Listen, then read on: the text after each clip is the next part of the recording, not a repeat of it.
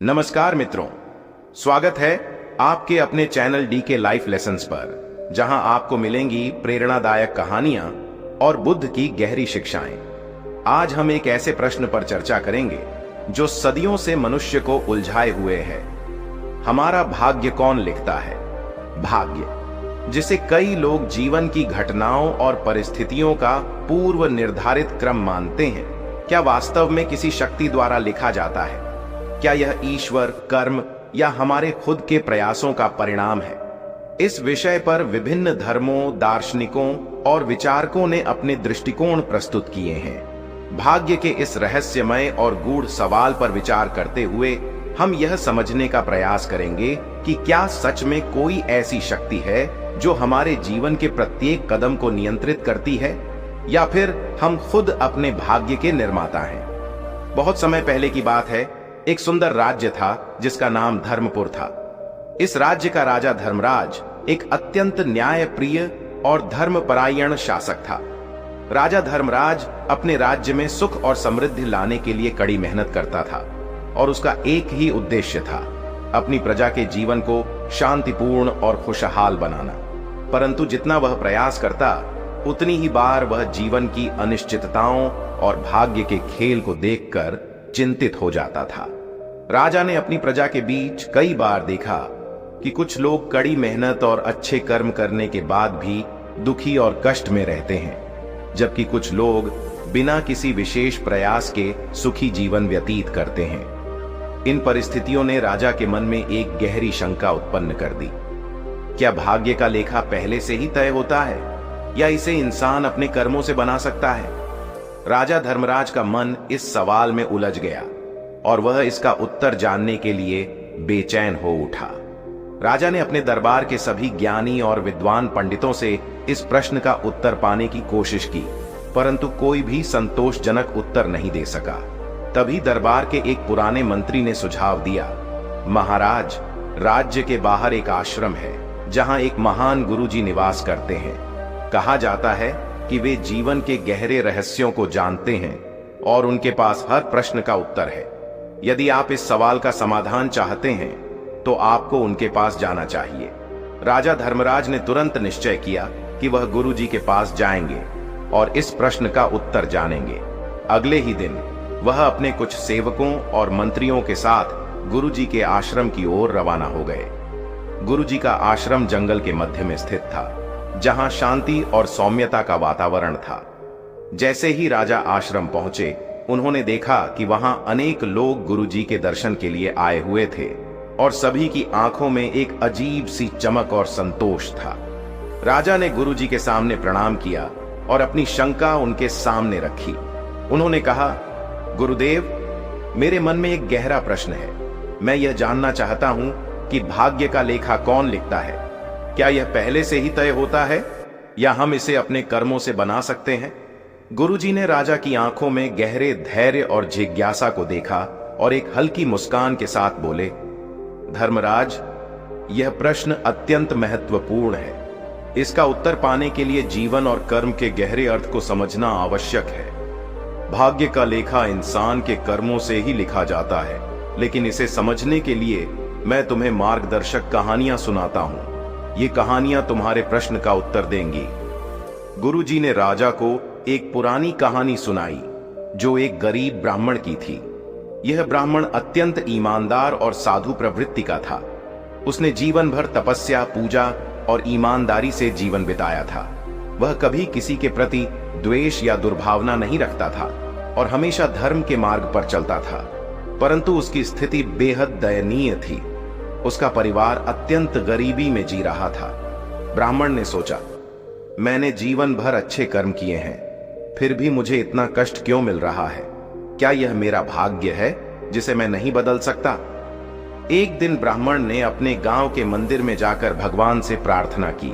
उसने कहा, हे प्रभु, मैंने हमेशा आपका नाम लिया है, सदैव अच्छे कर्म किए हैं, फिर भी मेरी स्थिति इतनी खराब क्यों है? क्या यह मेरा भाग्य है? क्या मेरा भाग्य कभी नहीं बदलेगा? तभी मंदिर में एक साधु आया जो ब्राह्मण की प्रार्थना सुन रहा था। साधु ने ब्राह्मण से पूछा, हे ब्राह्मण, तुम इतने दुखी क्यों हो? ब्राह्मण ने साधु से अपनी व्यथा कही। साधु ने उसे एक रहस्यमय स्थान पर जाकर एक विशेष साधना करने का सुझाव दिया। वहां साधु ने कहा, तुम्हें अपने जीवन का असली कारण समझ आएगा और यह भी कि तुम्हारा भाग्य क्यों ऐसा है। ब्राह्मण ने साधु की बात मानी और वह उस स्थान पर गया। वहां उसे एक दिव्य स्थान मिला जहां ध्यान करते हुए उसे एक दृश्य दिखा। उसने देखा कि उसके पिछले जन्मों में उसने कुछ ऐसे कर्म किए थे जिनका फल अब उसे भुगतना पड़ रहा था।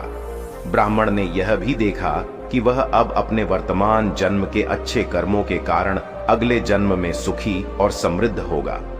उसे यह भी एहसास हुआ कि भाग्य कोई स्थायी चीज नहीं है, बल्कि कर्मों से लगातार बनता और बदलता रहता है।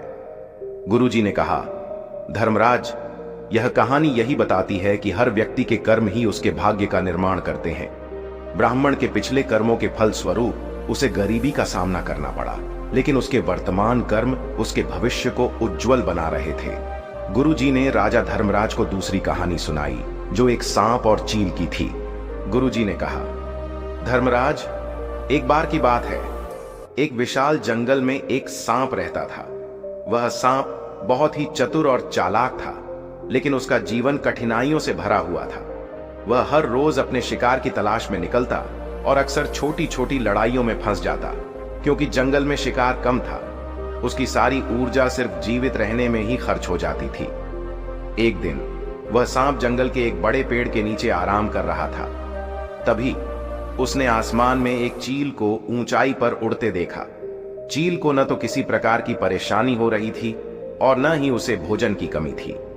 वह बस हवा में स्वतंत्र रूप से उड़ रही थी और कभी कभी धरती पर उतरकर शिकार करती थी।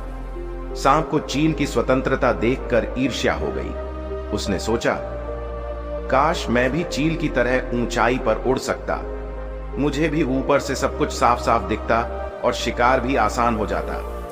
सांप ने मन में ठान लिया कि वह भी चील की तरह ऊंचाई पर चढ़ेगा और चील की तरह स्वतंत्र होकर अपने शिकार पर काबू पाएगा। उसने एक ऊंचा पेड़ ढूंढा और धीरे धीरे उस पर चढ़ना शुरू कर दिया। पेड़ पर चढ़ते हुए सांप बहुत उत्साहित था। उसे लग रहा था कि जैसे ही वह ऊंचाई पर पहुंचेगा, उसकी सारी समस्याएं समाप्त हो जाएंगी। लेकिन जैसे जैसे सांप पेड़ पर चढ़ा, उसे महसूस हुआ कि उसे इतनी ऊंचाई पर चढ़ना उसके स्वभाव के विपरीत है। वह थकने लगा, उसकी सांसें तेज होने लगीं और उसकी त्वचा में भी जलन होने लगी। फिर भी उसने हार नहीं मानी और चढ़ता गया। आखिरकार सांप पेड़ की सबसे ऊंची शाखा तक पहुंच गया।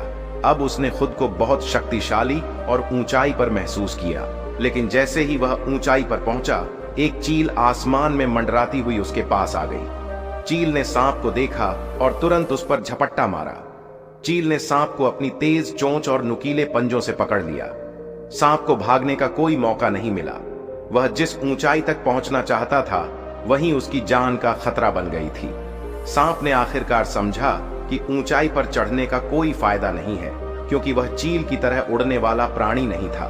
उसकी ताकत और सुरक्षा धरती पर ही थी, न कि आसमान में। लेकिन तब तक बहुत देर हो चुकी थी और चील ने सांप को मार गिराया। गुरुजी ने राजा को देखा और फिर बोले, धर्मराज, इस कहानी से यह सीख मिलती है कि हर प्राणी की अपनी क्षमता और गुण होते हैं। हमें दूसरों की तरह बनने की कोशिश में अपनी असली शक्ति को भूलना नहीं चाहिए।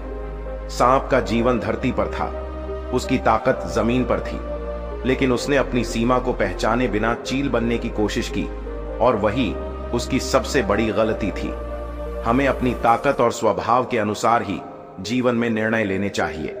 राजा धर्मराज ने इस कहानी से एक गहरा सबक सीखा। उन्होंने महसूस किया कि जीवन में अपनी पहचान और ताकत को समझना बहुत महत्वपूर्ण है। बिना सोचे समझे दूसरों की नकल करने से हम अपने ही अस्तित्व को संकट में डाल सकते हैं। राजा धर्मराज ने गुरुजी की कहानियां सुनने के बाद गहरे विचार में डूब गए। वे समझ गए थे कि भाग्य और कर्म का अटूट संबंध है।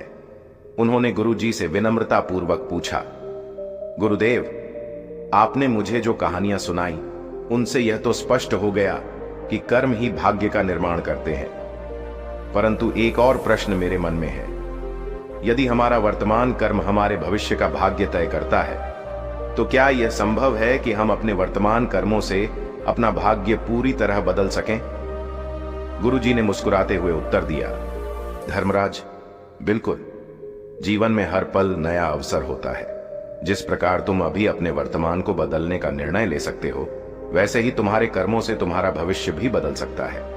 यदि कोई व्यक्ति आज सही दिशा में कर्म करता है तो उसका भाग्य भी उसी के अनुरूप बदलता जाएगा। लेकिन ध्यान रखना, केवल कर्म ही नहीं, सही सोच और समर्पण भी आवश्यक है, क्योंकि तुम्हारे विचार और भावना भी तुम्हारे कर्मों को प्रभावित करते हैं।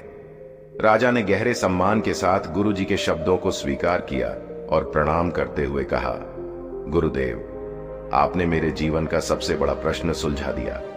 अब मैं समझ गया हूं कि मेरा भाग्य मेरे अपने हाथों में है और मुझे इसे बनाने के लिए सतत अच्छे कर्म करने होंगे। गुरुजी ने आशीर्वाद देते हुए कहा, धर्मराज, सदैव याद रखना, भाग्य कोई पहले से लिखी हुई लकीर नहीं है जिसे बदला नहीं जा सकता। यह तो एक प्रवाह है जो तुम्हारे कर्मों से आकार लेता है। जैसे जैसे तुम कर्म करते जाओगे, वैसे वैसे तुम्हारा भाग्य भी बदलता जाएगा। राजा धर्मराज ने गुरुजी के आश्रम से लौटकर अपने राज्य में न केवल खुद के जीवन में बदलाव लाया, बल्कि प्रजा को भी सिखाया कि कर्म का महत्व कितना बड़ा है। उन्होंने सभी को प्रेरित किया कि जीवन के हर क्षेत्र में अच्छे कर्म करें, क्योंकि यही उनका भविष्य और भाग्य तय करेगा। इस प्रकार राजा धर्मराज ने कर्म के महत्व को समझा और उसे अपने राज्य में फैलाया, जिससे उनका राज्य पहले से भी अधिक समृद्ध और खुशहाल हो गया। ये कहानी हमें सिखाती है कि हमारे कर्म ही हमारे जीवन का मार्ग निर्धारित करते हैं और भाग्य कोई स्थायी चीज नहीं है जिसे बदला न जा सके। सही दिशा में किए गए कर्म से हम अपने जीवन को बदल सकते हैं और अपने भाग्य को संवार सकते हैं। मित्रों, इस कहानी का यही सार है, आपका भाग्य आपके अपने हाथों में है। यदि आप मेहनत और समर्पण के साथ सही कर्म करेंगे तो आपका भविष्य अवश्य